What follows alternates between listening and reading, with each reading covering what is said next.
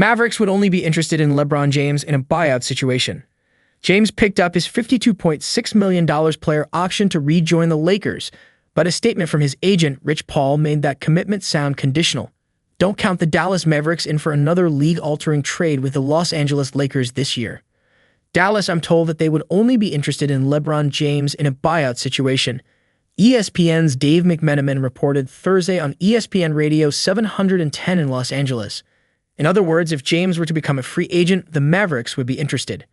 Dallas, I'm told, they would only be interested in LeBron James in a buyout situation. That's a big if, and so is James actually relocating.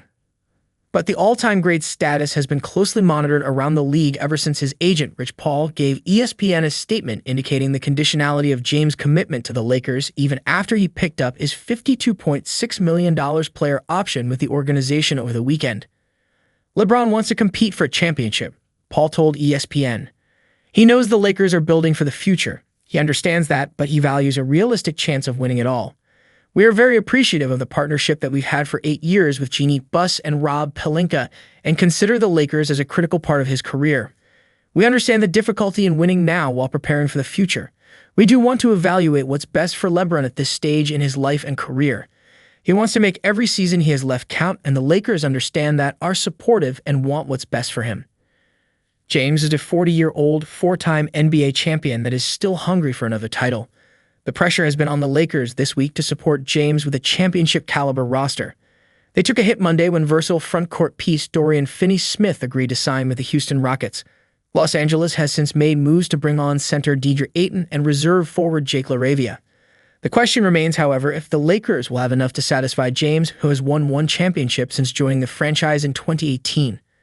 As for Dallas, the Mavericks could be an attractive landing spot for James given his ties to Kyrie Irving and Anthony Davis. James won a championship with Irving in Cleveland, and another with Davis in Los Angeles. And he not only joined them, but also a 5-time All-Star and 4-time NBA champ in Klay Thompson.